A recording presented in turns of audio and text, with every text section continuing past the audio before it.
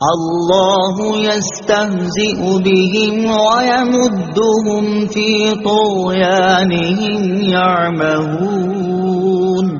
ترجمہ: اللہ ان کی ہنسی مذاق کا انہیں بدلہ دے گا، اور ابھی وہ انہیں مہلت دے رہا ہے کہ یہ اپنی سرکشی میں بھٹکتے رہیں۔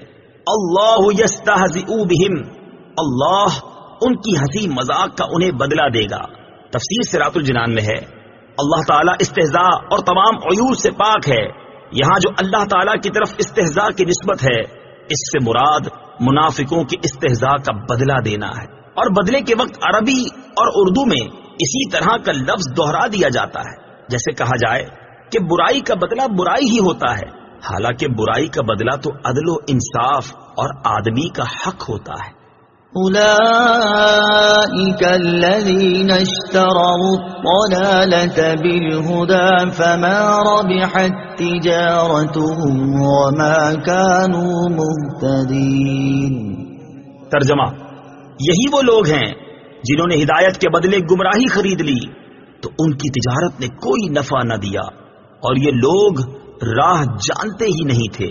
اشتروا الضلالة بالهدى، یہی وہ لوگ ہیں جنہوں نے ہدایت کے بدلے گمراہی خرید لی۔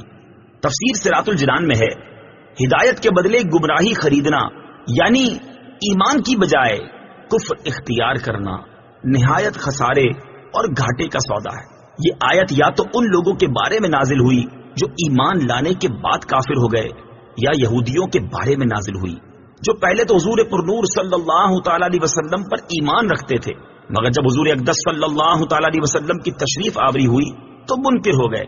یا یہ آیت تمام کفار کے بارے میں نازل ہوئی اس طور پر کہ اللہ تعالیٰ نے انہیں فطرت سلیمہ عطا فرمائی، حق کے دلائل واضح کیے، ہدایت کی راہیں کھولی، لیکن انہوں نے عقل و انصاف سے کام نہ لیا اور گمراہی اختیار کی، تو وہ سب سے زیادہ نقصان اٹھانے والے تاجر ہیں کہ انہوں نے نفع ہی نہیں بلکہ اصل سرمایہ بھی تباہ کر لیا۔ مثلهم كمثل الذي استوقد نارا فلما أضاءت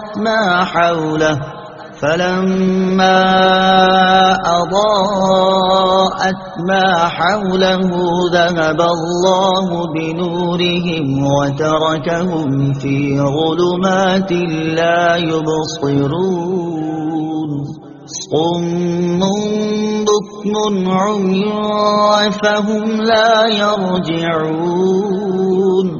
ترجمہ: ان کی مثال اس شخص کی طرح ہے جس نے آگ روشن کی، پھر جب اس آگ نے اس کے آس پاس کو روشن کر دیا تو اللہ ان کا نور لے گیا اور انہیں تاریکیوں میں چھوڑ دیا، انہیں کچھ دکھائی نہیں دے رہا، بہرے، گونگے، اندھے ہیں، پس یہ لوٹ کر نہیں آئیں گے۔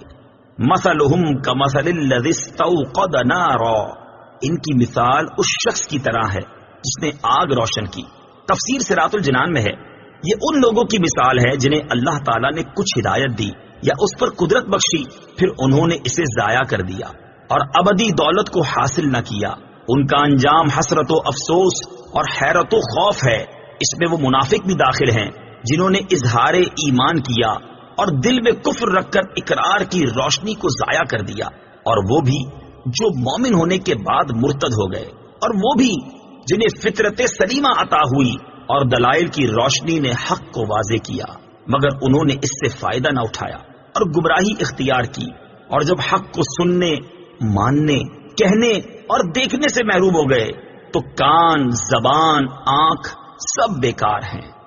او كصيب من السماء فيه ظلمات ورعد وبرق يجعلون أصابعهم في آذانهم من الصواعق حذر الموت والله محيط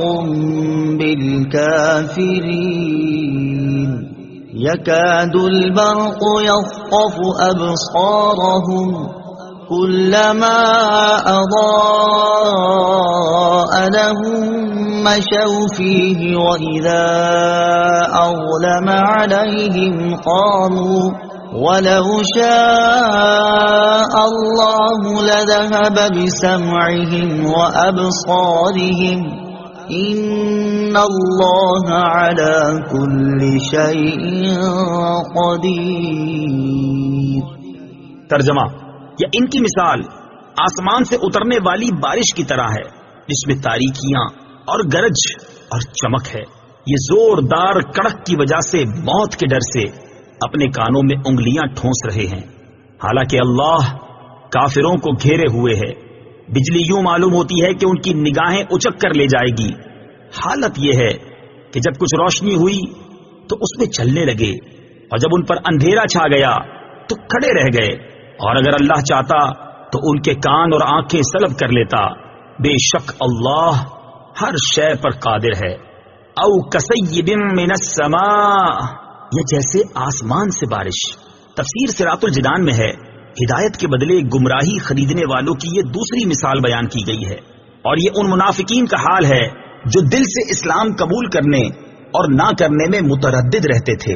ان کے بارے میں فرمایا کہ جس طرح اندھیری رات اور بادل و بارش کی تاریکیوں میں مسافر متحیر ہوتا ہے، جب بجلی چمکتی ہے تو کچھ چل لیتا ہے، جب اندھیرا ہوتا ہے تو کھڑا رہ جاتا ہے، اسی طرح اسلام کے غلبے اور معجزات کی روشنی اور آرام کے وقت منافق اسلام کی طرف راغب ہوتے ہیں، اور جب کوئی مشقت پیش آتی ہے تو کفر کی تاریکی میں کھڑے رہ جاتے ہیں اور اسلام سے ہٹنے لگتے ہیں۔ اور یہی مقام اپنے اور بیگانے، مخلص اور منافق کے پہچان کا ہوتا ہے۔ منافقوں کی اسی طرح کی حالت سورہ نور آیت نمبر 48 اور 49 میں بھی بیان کی گئی ہے۔ علی کل شیء قدیر، اللہ تعالی ہر شے پر قادر ہے۔ تفسیر صراط الجنان میں ہے، شے اسی کو کہتے ہیں جسے اللہ تعالی چاہے اور جو مشیت یعنی چاہنے کے تحت آ سکے۔ ہر ممکن چیز شے میں داخل ہے، اور ہر شے اللہ تعالی کی قدرت میں ہے، اور جو ممکن نہیں بلکہ واجب یا محال ہے اس سے اللہ تعالیٰ کے ارادے اور قدرت کا تعلق ہی نہیں ہوتا۔ جیسے اللہ تعالیٰ کی ذات و صفات واجب ہیں، اس لیے قدرت کے تحت داخل نہیں۔ مثلا یہ نہیں ہو سکتا کہ اللہ تعالیٰ چاہے تو اپنا علم ختم کر کے بے علم ہو جائے، یا معاذ اللہ جھوٹ بولے۔ یاد رہے کہ ان چیزوں کا اللہ تعالیٰ کی قدرت کے تحت نہ آنا اس کی قدرت میں نقص و کمی کی وجہ سے نہیں، بلکہ یہ ان چیزوں کا نقص ہے کہ ان میں یہ صلاحیت نہیں کہ اللہ تعالیٰ کی قدرت سے متعلق ہو سکیں۔